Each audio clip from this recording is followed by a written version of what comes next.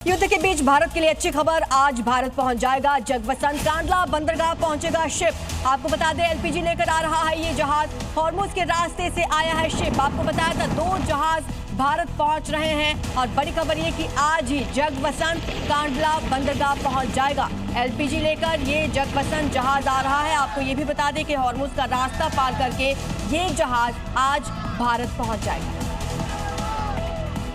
Israeli defence force की तरफ से अब ईरान के पावर प्लांट को निशाना बनाया जा रहा है। इसमें बुशाहर न्यूक्लियर पावर प्लांट सबसे प्रमुख है, लेकिन इस हमले से अब मानवीय संकट पैदा हो सकता है, क्योंकि हमले में अगर न्यूक्लियर रेडिएशन लीक हुई तो ये पूरी दुनिया के लिए खतरे की घंटी होगा और इस खतरे की चपेट में पूरा मिडिल ईस्ट होगा। बुशहर में पहले ही इजरायल की तरफ हमले होते रहे हैं, लेकिन इस बार न्यूक्लियर पावर प्लांट को निशाना बनाया गया। तबाही का आलम आप इस तस्वीर से लगा सकते हैं, जहां दूर तक धुएं का गुबार नजर आ रहा है।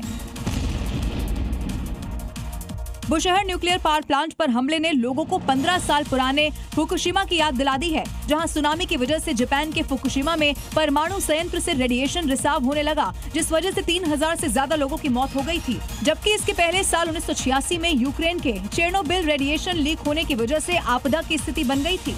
तेल की बढ़ती कीमतों को लेकर व्हाइट हाउस की ओर से बयान सामने आया है। युद्ध रुका तो कीमतें अपने आप गिरेंगी, ये कहना है अमेरिका का। अभियान खत्म होते ही इसका असर दिखेगा और दुनिया भर में क्रूड ऑयल महंगा हुआ है, इस बात को अमेरिका मान रहा है। हालांकि अभियान खत्म होते ही असर दिखने लग जाएगा। तेल की कीमतें अपने आप कम होने लगेंगी, क्रूड ऑयल की कीमतें घट जाएंगी, ये कहना है व्हाइट हाउस का। आपको बता दें कि जब से ये युद्ध शुरू हुआ है उसके बाद से हॉर्मुज स्ट्रेट का रास्ता बंद होने की वजह से एशिया में, यूरोप में, खासतौर पर साउथ एशिया में तेल और गैस की जो किल्लत है वो बढ़ी और किल्लत बढ़ने की वजह से, डिमांड ज्यादा होने की वजह से कीमतें बढ़ती चली गई। एक और बड़ी खबर आ रही है कि चीन का दौरा करेंगे राष्ट्रपति ट्रंप। तो जो दौरा टाल दिया गया था, पोस्टपोन कर दिया गया था, अब बताया जा रहा है कि 14 से 15 मई को ट्रंप चीन जाएंगे। शी जिनपिंग को यूएस का न्योता भी देंगे डोनाल्ड ट्रंप। अमेरिका और चीन के रिश्तों में बड़ा बदलाव आने की संभावना है। इस पूरे युद्ध में जो फिलहाल चल रहा है उसमें चीन और रशिया की भूमिका को लेकर बार बार सवाल उठते रहे हैं। ऐसे में मई के महीने में डोनाल्ड ट्रंप का ये चीन दौरा होने वाला है, यानी कि चीन और अमेरिका के संबंधों में बड़ा बदलाव देखने को मिल सकता है।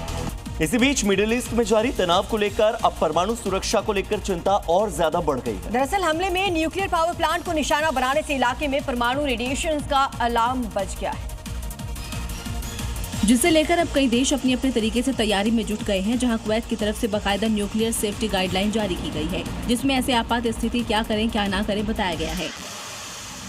गाइडलाइन में यह भी बताया गया है कि अफवाहों पर ध्यान ना दे। वहीं अगर रेडिएशन का रिसाव होता है तो इसके चपेट में बहरीन, कुवैत, यूएई, सऊदी अरब और ओमान जैसे देश आ सकते हैं। इधर मिडिल ईस्ट में जारी जंग का 26 दिन से हम हालात देख रहे हैं, लगातार वहां से वीडियो सामने आ रहे हैं। एक तरफ तो अमेरिकी राष्ट्रपति ट्रंप 5 दिन नो अटैक की बात कर रहे हैं, दूसरी तरफ ईरान ने अमेरिका के यूएसएस अब्राहम लिंकन पर बड़ा हमला करने का दावा कर दिया। एक वीडियो जारी कर ईरानी सेना ने अब्राहम लिंकन पर 101 मिसाइल दागने का दावा किया है, जबकि ये वॉरशिप है जो महायुद्ध में ईरान में तबाही मचा रखे हैं। ईरान ने हमले का दावा किया तो अमेरिकी राष्ट्रपति ने भी इसे सही बताया, क्योंकि अब्राहम लिंकन अकेला नहीं चलता, इसके साथ पूरा कैरियर बैटल ग्रुप होता है, जिसमें युद्धपोत, सबमरीन और एडवांस रडार सिस्टम शामिल होते हैं। इस कैरियर पर 80 से ज्यादा लड़ाकू विमान और हेलीकॉप्टर तैनात रहते हैं।